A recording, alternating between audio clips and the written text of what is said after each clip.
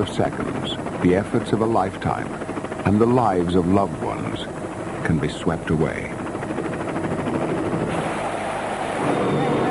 But if immediate relief reaches the scene of a disaster, thousands of people can be saved. Médecins Sans Frontières provides medical assistance to victims of natural disasters, armed conflict, refugee crises, and epidemics. It is often the first relief agency to arrive in a crisis, however remote, and the last to leave.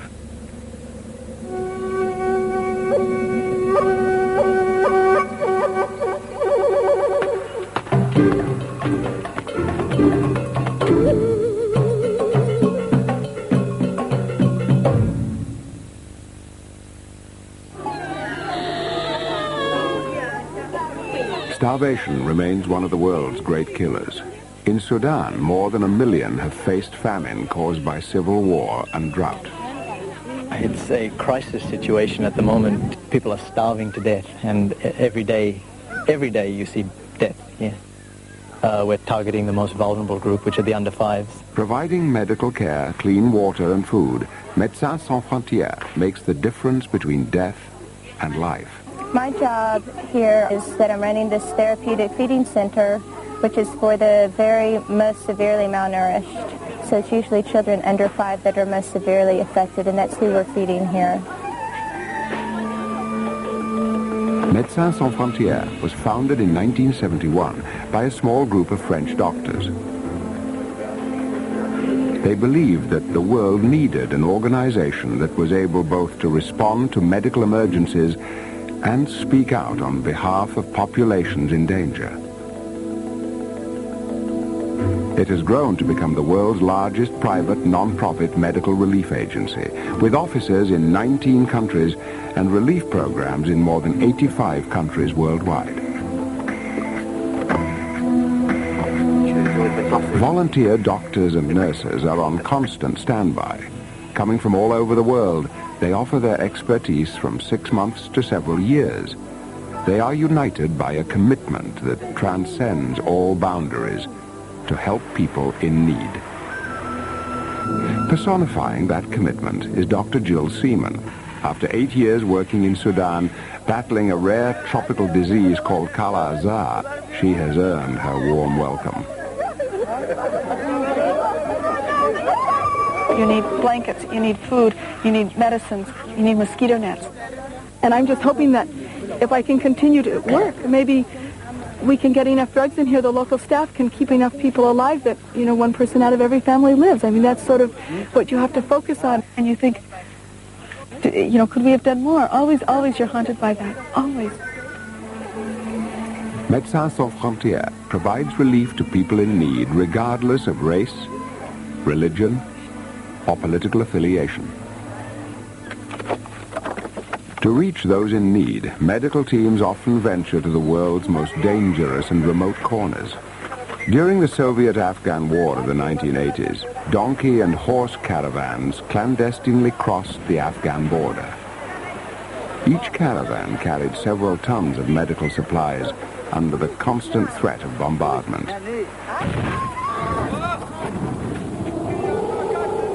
Volunteers journeyed for over a month through deserts and snowy mountains to treat civilians trapped by war in the heart of Afghanistan.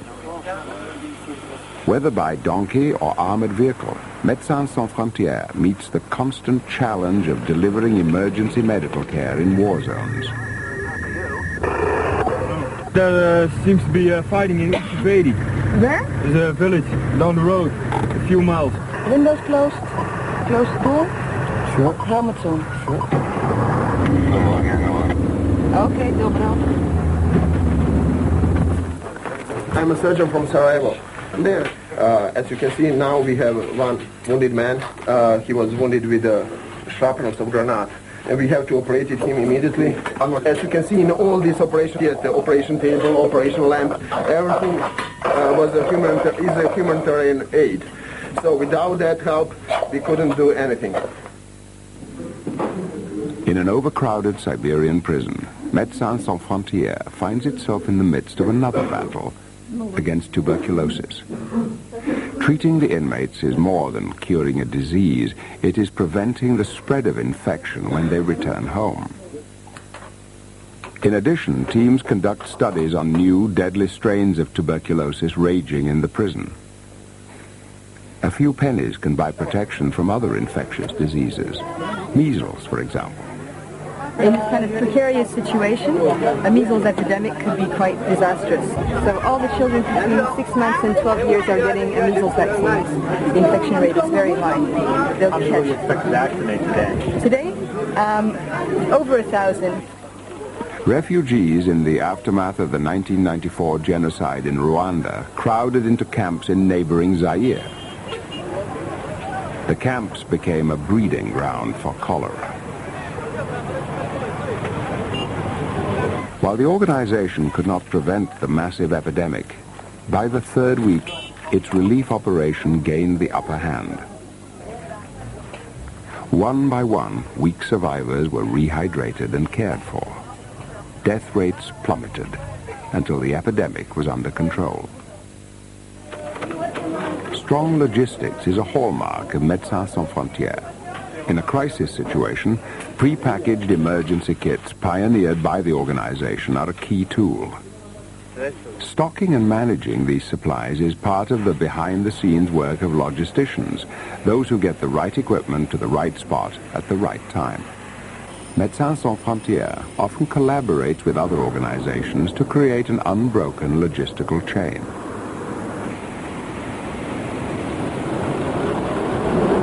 The task is completed only when medicines and food reach their final destination.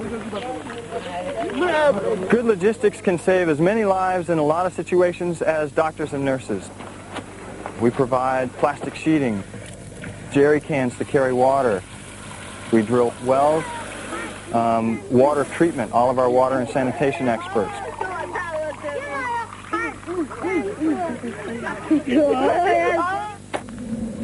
Among the many challenges that Médecins Sans Frontières faces, complacency and indifference are two of the greatest. Fighting injustice remains at the heart of the organization. Demanding free access to all civilians in need, the organization also reserves the right to speak out against the violence, killings, and deportations its teams witness.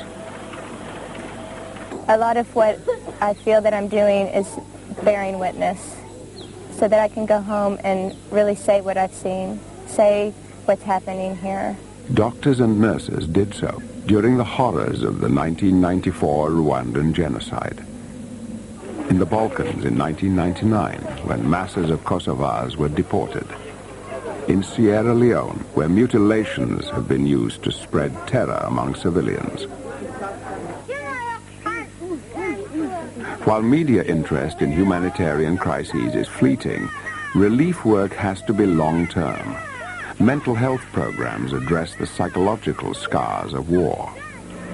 Teams run long-term relief programs directed at forgotten populations, from the indigenous peoples of the Amazon and Southeast Asia to those living in urban shantytowns. At dispensaries and clinics inside the slums, doctors and nurses treat diarrhea, skin infections, and other illnesses linked to poor sanitation. The HIV pandemic has triggered innovative campaigns aimed at high-risk groups. In Thailand, teams conduct home visits to people with AIDS. In Uganda, volunteers have united with traditional healers to reach the community. While in Cuba, they've taken to the streets, spreading information from person to person.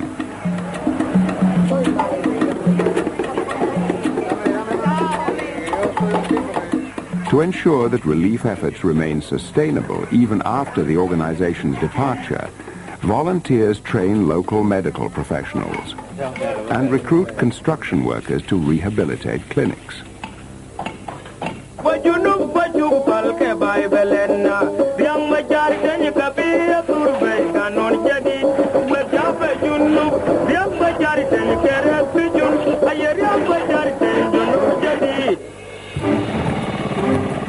Thanks to its base of individual donors, millions of people worldwide, Médecins Sans Frontières is able to remain fiercely independent from political, religious, and economic powers. It combines its independence with financial prudence, making sure that at least 80% of all funds are spent on program activities. Together, the supporters of Médecins Sans Frontières and its field volunteers reach out and better the lives of millions of men, women, and children in more than 85 countries. Besides helping people, you get plenty out of it as a doctor yourself. You find that instead of spending a large proportion of your resources on a few people, here it's really public health issues. You save a lot more lives in this environment than if you spend a lot of money on a few things. That's very encouraging as a doctor to see that you're making some difference. These volunteers are not heroes. They're ordinary men and women who believe that their professional and moral responsibility extends beyond the boundaries of their own communities. To maintain its unique independence and freedom to assist all populations in danger, Médecins Sans Frontières relies mainly on your support.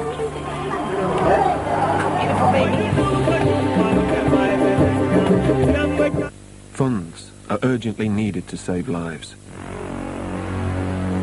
In Sudan today, the whole population is facing the threat of starvation. Civil war has forced thousands from their land and homes, and severe drought has devastated crops.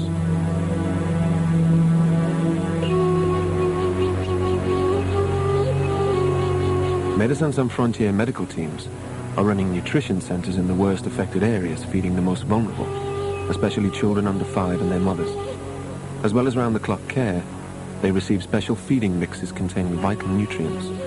You can help to save lives. Call 0800 200 222 now and pledge £25 or whatever you can spare to Médecins Sans Frontières. You can use any of these cards to make your donation, and lines are open around the clock.